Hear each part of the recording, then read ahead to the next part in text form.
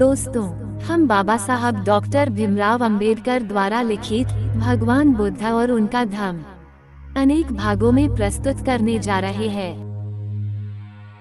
उम्मीद है कि हमारा ये छोटा सा प्रयास आपको पसंद आएगा। नमो बुद्धाय। भगवान बुद्ध और उनका धम्म, भाग पहला, वीडियो क्रमांक 7।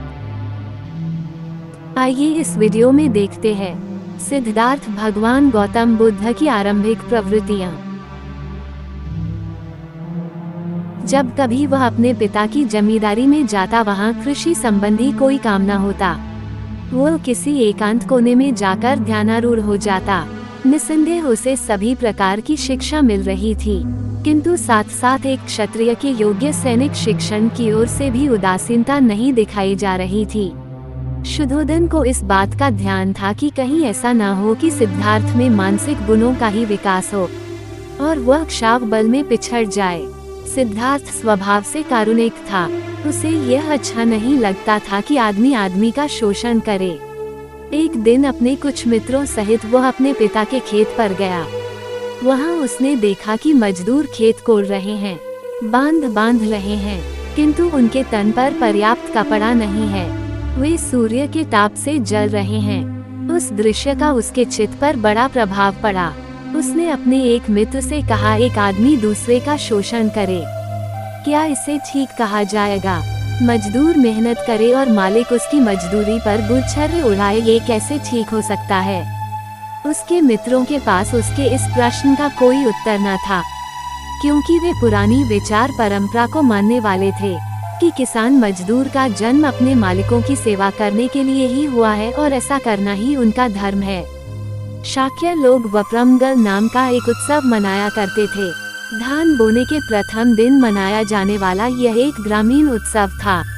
शाक्यों की प्रथा के अनुसार उस दिन हर शाक्य को अपने हाथ से हल जोतना पड़ता था।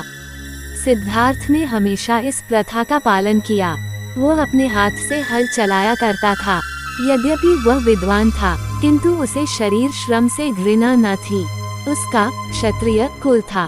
उसे धनुष चलाने तथा अन्य शस्त्रों का प्रयोग करने की शिक्षा मिली थी, लेकिन वह किसी भी प्राणी को अनावश्यक कष्ट देना नहीं चाहता था। वह शिकारियों के दल के साथ जाने से इनकार कर देता था। उसके मित्र कहते, क्या तुम्हें शेर चीतों से डर लगता है? वो प्रत्युत्तर देता, मैं जानता हूँ कि तुम शेर चीतों को मारने वाले नहीं हो। तुम हिरणों तथा खरगोशों जैसे निष्प्रिय जानवरों को ही मारने वाले हो, शिकार के लिए नहीं। तो अपने मित्रों का निशाना देखने के लिए ही आओ, उसके मित्र आग्रह करते। सिद्धार्थ इस तरह के निमंत्रणों को भी अस्वीकार कर देता। वह अपने मित्रों से कहता, मैं निर्दोष प्राणियों के वध का साक्षी नहीं होना चाहता। उसकी इस प्रवृत्ति से प्रजापति गौतमी बड़ी चिंतित हो उठी। वो उससे तर्क करती, तुम भूल गए हो कि तुम एक क्षत्रिय कुमार हो। लड़ना तुम्हारा धर्म है। शिकार के माध्यम से ही युद्ध विद्या में निष्णात हुआ जा सकता है, क्योंकि शिकार करके ही तुम ठीक ठीक निशाना लगाना सीख सकते हो। शिकार भूमि ही युद्ध भूमि का अभ्यास क्षेत्र है। लेकिन सिद्धार्थ बहुधा गौतमी से पूछ बैठते, तो एक क्षत्रिय को क्यों लड़ना चाहिए? और गौतमी का उत्तर होता, क्योंकि यह उसका धर्म है। सिद्धार्थ उसके उत्तर से संतुष्ट न होता। वो गौतमी से पूछता, ये तो बता कि आदमी का आदमी को मारना एक आदमी का ही धर्म कैसे हो सकता है? गौतमी उत्तर देती, ये सब तर्क एक सन्यासी के योग्य है, लेकिन क्षत्रिय का तो धर्म लड़ना ही है। यदि क्षत्रिय भी नहीं लड़ेगा तो राष्ट्र का संरक्षण कौन करेगा? लेकिन यदि सब क्षत्रिय परस्पर एक दूसरे को प्रेम करे तो क्या बिना कटे मरे वे राष्ट्र का संरक्षण कर ही नहीं सकते? गौतमी निरुत्तर हो जाती। वो अपने साथियों को अपने साथ बैठकर ध्यान लगाने को प्रेरित करता। वो उन्हें बैठने का ठीक ढंग सिखाता। वो उन्हें किसी एक विषय पर चित्त एकाग्र करना सिखाता। वो उन्हें परामर्श देता कि ऐसी ही भावनाओं की भावना करनी चाहिए कि मैं सुखी रहूं, मेरे संबंधी सुखी रहे और सभी प्राणी सुखी रहें। उसके मित्र उसकी बातों को महत्व न देते थे। वे उस पर हंसते थे। वे आंखें बंद करते तो उनका चित्त उनके ध्यान के विषय पर एकाग्र न होता। इसकी बजाय उनकी आंखों के सामने नाचते हुए हिरन जिनका वे शिकार करना चाहते थे, अथवा वे मिठाइयाँ जिन्हें वे खाना चाहते थे। उसके माता पिता को उसका ये ध्यानाभिमुख होना अच्छा नहीं लगता था। उन्हें लगता था कि यह क्षत्रिय जीवन के संबंधा प्रतिकूल है। सिद्धार्थ का विश्वास था कि योग्य भावनाओं पर चित्त एकाग्र करने से हम अपनी मैत्री भावना को बहुत व्यापक बना सकते हैं। उसका कहना था कि सामान्य रूप से जब भी कभी हम प्राणियों के बारे में कुछ भी विचार करते हैं, हमारे मन में भेद विभेद घर कर जाते हैं। हम मित्रों को शत्रुओं से भिन्न कर लेते हैं। हम अपने पालतू पशुओं को मनुष्यों से भिन्न कर लेते हैं। हम अपने मित्रों से प्रेम करते हैं और प्रेम करते हैं अपने पालतू पशुओं से। हमें अपने शत्रुओं से घृणा है और घृणा करते हैं सामान्य जंतुओं से। हमें इस विभाजक रेखा की सीमा के उस पार जाना चाहिए। हम ये कार्य तभी कर सकते हैं जब हम अपने ध्यान में इस व्यवहार जगत की सीमाओं को लांघ सकें।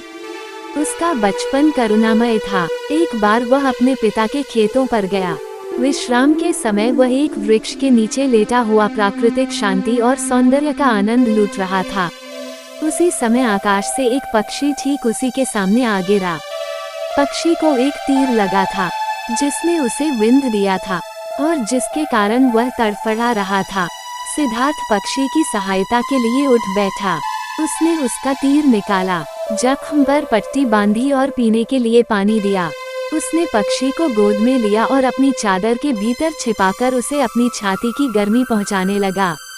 सिद्धार्थ को आश्चर्य था कि इस असहाय पक्षी को किसने बींधा होगा। शीघ्र ही उसका ममेरा भाई देवदत्त वहां आ पहुंचा। वह शिकार के सभी आयुधों से सन्नद्ध था। उसने सिद्धार्थ से कहा कि उसने उड़ते हुए पक्षी पर तीर चलाया था। पक्षी घायल हो गया था। कुछ दूर उड़कर वह वहीं आसपास ही गिरा था। उसने सिद्धार्थ से पूछा, क्या तुमने उसे देखा है? सिद्धार्थ ने हाँ कहकर स्वीकार किया और वह पक्षी भी उसे दिखाया जो अब बहुत कुछ स्वस्थ हो चला था। देवदत्त ने मांग की कि उसका पक्षी उसे दे दिया जाए। सिद्धार्थ ने इनकार किया। दोनों में घायल पक्षी को लेकर घोर विवाद हुआ। देवदत्त का कहना था कि शिकार के नियमों के अनुसार जो पक्षी को मारता है वही उसका मालिक होता है, इसलिए वही उसका मालिक है। सिद्धार्थ का कहना था कि यह आधार ही सर्वथा गलत है। जो किसी की रक्षा करता है वही उसका स्वामी हो सकता है। हत्यारा कैसे किसी का स्वामी हो सकता है? दोनों में से एक भी पक्ष झुकने के लिए तैयार न था। मामला न्यायालय तक जा पहुंचा। न्यायालय ने सिद्धार्थ के पक्ष में निर्णय दिया। देवदत्त सिद्धार्थ का बधा वैरी बन गया, लेकिन सिद्धार्थ की करुणा ऐसी ही अनुपम थी कि वे ममेरे भाई को प्रसन्न बनाए रखने की बजाय एक पक्षी की जान बचाना अधिक श्रेयस्कर समझते थे। सिद्धार्थ गौतम का आरंभिक जीवन कुछ ऐसा ही था। अगले वीडियो में देखेंगे सिद्धार्थ गौतम का विवाह। दोस्तों, उम्मीद है कि हमारा ये छोटा सा प्रयास आपको पसंद आएगा, तो कृपया हमारे इस वीडियो को लाइक करें और अपने दोस्तों को शेयर करें। और हाँ, चैनल को सब्सक्राइब करना ना भूलें। धन्यवाद।